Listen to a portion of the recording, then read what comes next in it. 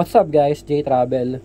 Share ko lang sa inyo tong bago nating action camera na gagamitin natin sa mga susunod pa nating paglalakbay.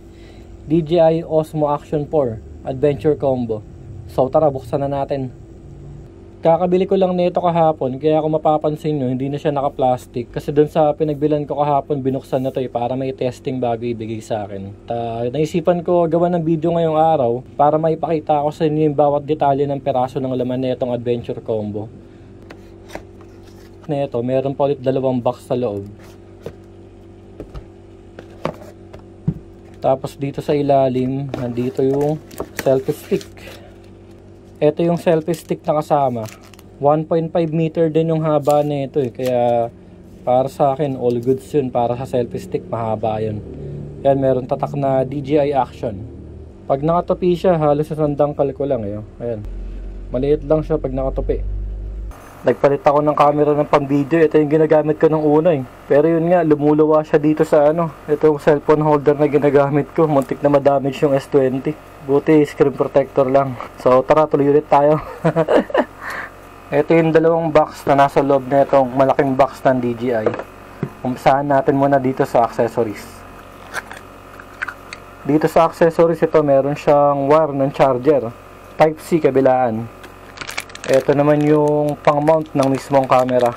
Ito, ganito yung itsura niya. Meron tatak na DJI.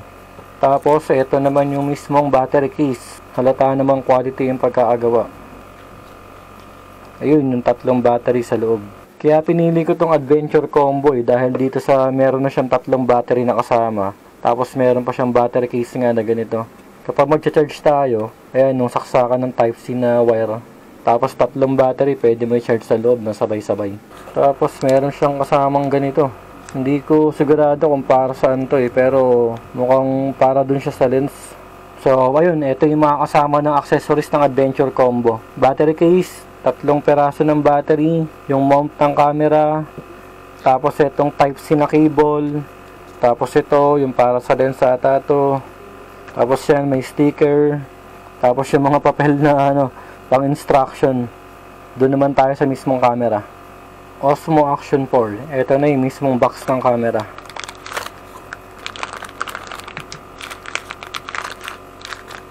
Ito yung mismong case ng action camera. Medyo pahaba siya at medyo may kalakihan kaysa dun sa camera na gamit ko dati. Ayan, mga pang-lock. Kung saan man gusto natin ikabit yung camera natin. Tapos meron ulit ditong mount. Ito yung mount. So, bali dalawa pala yung mount na kasama. Ito yung nasa loob ng accessories. Ito naman yung nasa box ng camera. Tapos, meron din tayo nito. Ito siguro baka magamit natin sa helmet to. Kasi medyo pa curve siya parang sakto yung shape na dun sa helmet Ito naman yung mismong action cam. Ayun ang ganda niya.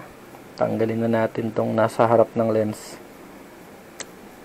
Yun. Dito sa harap, meron siyang front screen, tapos yung lens, and then may tatak na Action 4 dito. Sa gilid ng lens, andito yung power button, tapos ito meron siyang bukasan dito. Pag binuksan natin, pindot, tapos pababa. Nandito yung saksakan ng Type-C na cable. Tapos yan sa likod, yung screen. Dito naman sa ibabaw, yung pindutan kapag magre-recording ka na o mag-picture ka. Sa kabilang gilid, may tatak na DJI. Tapos meron ulit pindutan pataas. Tapos nandito yung lagayan ng battery. Tsaka SD card. Nandito rin sa side na to. Dito sa ilalim yung lagayan ng mount.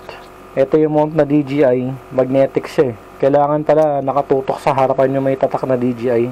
Kasi pag nakatalikod, yung magnet hindi dumidikit wala siya kasama pala na memory card dito sa Osmo Action for Adventure combo. Kaya ang ginawa ko, kanina bumili ako ng memory card sa memory.ph. Yan, dalawa na yung binili ko. Dalawang 64GB. Speed niya up to 200 MBs. Nabili ko to sa memory.ph, bawat isang peraso. Yan, 700 pesos kada isa. Tapos meron siyang 1 year warranty. SanDisk Stream Pro, 64GB. Kabit na natin to.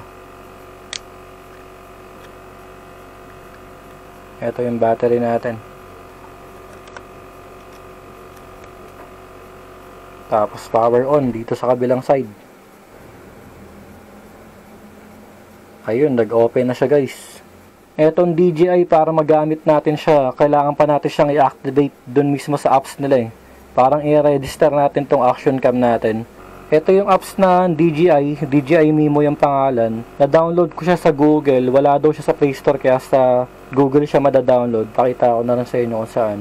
Ayan, punta lang kayo sa Google. Tapos search nyo lang DJI Mimo app. Ayan, yung meron DJI na website. Tapos download center. Click nyo lang yan. Tapos ito yung lalabas. DJI Mimo, download Android APK. Kung Android yung cellphone nyo. Meron din daw tong pang iPhone eh. Pero kasi naka-Android ako. Yung gamit kong cellphone, Samsung S20. Na-download ko na yan, na-install ko na rin. Bago tayo pumunta dito sa DJI Mimo, buksan natin yung location ng cellphone natin tsaka Bluetooth. Location, tapos Bluetooth, open natin. Pag na-on na natin yung Bluetooth natin, location tsaka yung Wi-Fi, balik na tayo dun sa app. DJI Mimo app. Ayan. Tapos meron ditong profile. Pindutin natin, tapos register. Pag-click natin ng register, ayan, lagyan nyo yung email address nyo, tapos password, ganyan. Kayo na bahala mag-fill up pagka kayo na yung mag-register. Fill upan ko lang muna to. Pagka fill up natin dito, register na tayo. Click lang natin ng register, tapos ayan na. Register successfully. Tapos lumabas, login with DJI account. Enter email or phone number. Malamang to yung Gmail na ginamit natin dun eh. Nilagay ko dito yung Gmail na ginamit ko doon sa register kanina, tapos password syempre, tapos click natin ulit login. Pagka login natin, ito na yung lalabas. Balik tayo sa home. Tapos merong icon na camera dito sa ibabaw, sa kaliwa. Pindutin natin. Device connection. Osmo Action 4 D67F. Lumbas na dito sa device connection ng cellphone natin yung itong action cam natin. D67F, D67F. Connect na natin to. Tapos meron siyang verification code.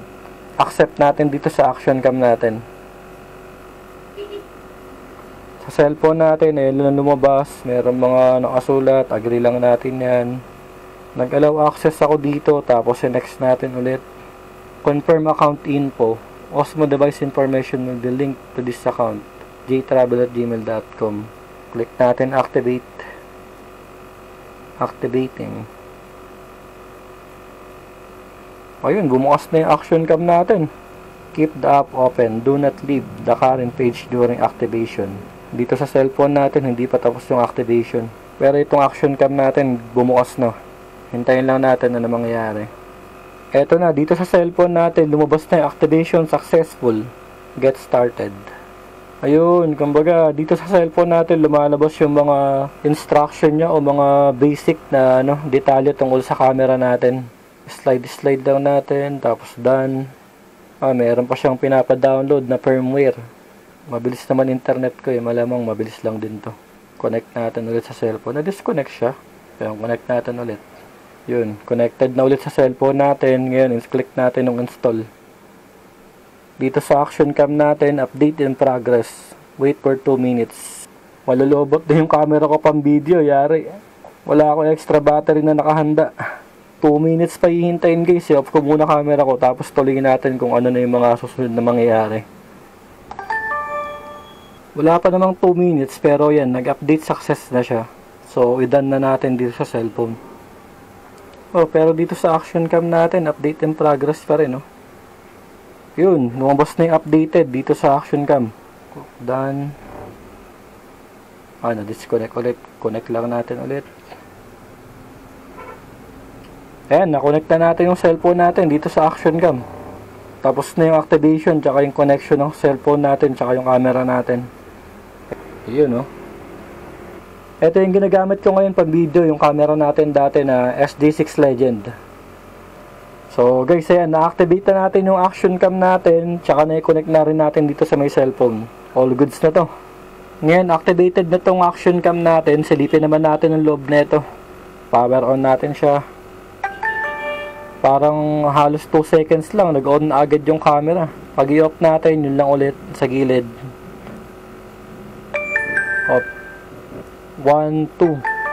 2 seconds lang, nag-on na agad yung camera. Ang bilis. Hindi ko pa to kabisado guys, kasi first time ko magkaroon nito eh. Pero at least nakita ko sa inyo, diba? Kakapain ko pa to unti-unti. Ayan, nakita natin dito, resolution. Ang default niya, 1080p, 30 fps. Pero dito, pwede siyang isagad ng 4K. Tapos sa frames per second, 60. 4K, 60 frames per second, pwede isagad sa resolution. Pero malamang pag gagamitin ko to, baka dito lang ako sa mga 2,700 tapos 60 fps. Kasi pagka nag 4K ako, malakas kumain ng ng memory. Mahirap na, baka mamaya madali ako maubusan ng memory. May battery indicator dito sa kanan, tapos dito nakalagay SD card, 1 hour 24 minutes. Try natin mag-recording. Pindutin lang natin itong pindutan sa ibabaw. Ayan, recording na. Naka-default tayo, 1080p, 30 fps. Sound check, 1, 2, 3, mic test, 1, 2, 3. Ito yung front screen display niya. Medyo malaki, tapos ang ganda, ang liwanag dito sa actual. Natatouch dun pala itong front screen na ito. Para siyang merong screensaver. 1 minute, 5 minute, 10 minutes, never. Screensaver, pwedeng paglaruan dito sa front screen. Tignan natin yung na-record natin na video. Yan, dito sa gilid. Meron siyang volume control dito. Sana naririnig. Ayan yung tunog galing dito sa DJI. Ito yung front screen display niya. Medyo malaki. Tapos ang ganda, liwanag. Ang lakas din ng volume nito Ayos Pag i-delete natin, meron siyang 3 button dito sa kaliwa. Pindutin natin. Tapos yan, meron delete na icon. Delete. Ayos, excited na ako magamit to sa mga paglalakbay natin. May bago na tayong action cam. Nabili ko nga pala to guys, itong Osmo Action 4 Adventure Combo dun sa SM City Grand Central sa Caloocan sa halagang 24,590 Adventure Combo. Merong nabibili nito na yung mismong camera lang, yung hindi siya Adventure Combo. Alam ko naglalaro yung presyo nun, nasa around 19,000 kung di ako nagkakamali Pero mas pinili ko na kasing Adventure Combo para meron na siya kasamang battery. Tsaka para sa akin, mas sulit yung Adventure Combo talaga.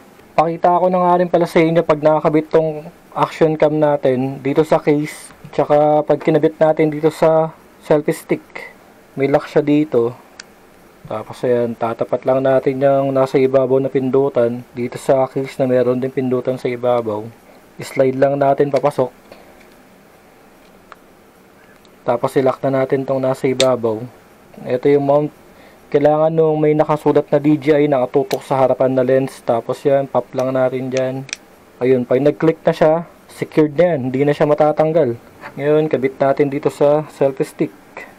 Ito yung lock.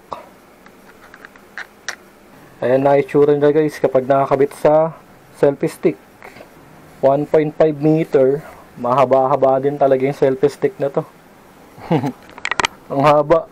Meron akong selfie stick na mas mahaba pa dito. Nasa 3 meters yung haba niya. Telesing yung brand din Minsan ginagamit ko rin yun. Pero ito maganda na yung kasama na selfie stick ng DJI. Yung haba na rin na ito. Tapos yun nga, kapag itutupi natin yung selfie stick, halos isang dangkal na lang. Ayan, maiksi na lang siya. Maganda to. Excited na ako magamit tong bago nating setup.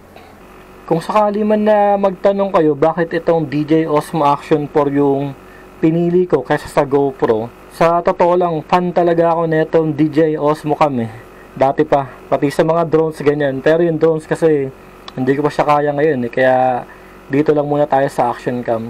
Yung GoPro, gusto ko rin naman talaga siya, pero base kasi sa mga reviews na pinapanood ko sa DJI tsaka sa Osmo Action Cam, mas nagustuhan ko talaga yung DJI Action 4 kumpara sa GoPro.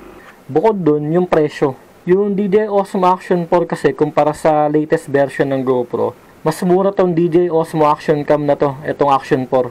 Tsaka syempre pagdating sa accessories, mas mura yung accessories niya kumpara sa mga accessories ng GoPro, kasi yung GoPro medyo pricey talaga eh. Maganda talaga yung GoPro, totoong maganda talaga siya. Pero pagdating sa presyo, para sa akin, sa katulad ko na hindi naman ako big time eh. Kaya syempre, pumipili din ako ng na para sa akin action cam na maganda naman ang specs, at the same time, yung presyo abot kaya. Kaya para sa akin lang naman, mas practical para sa akin tong Osmo Action 4 kaysa sa latest version ng GoPro. Ito nga pala yung ginagamit kong action cam dati, pero hanggang ngayon ginagamit ko pa rin naman siya kasi hindi pa naman siya totally sira. SG-Cam SD6 Legend. Nabili ko to para mga November 2020. Ngayon 2024 na. So mag-aapat na taon na siya sa November. Sulit na rin, 'di ba? Gagamitin ko pa rin naman to kahit meron na tayong Action 4. Abangan nyo pa yung mga susunod natin mga videos kasi madalas ito na gagamitin ko, itong DJI Action 4. Once na makabili ako ng mic para dito, i-share ko rin sa inyo yung mabibili kong klase ng mic. Excited na rin ako magamit to eh. Maraming salamat sa panonood. Subscribe!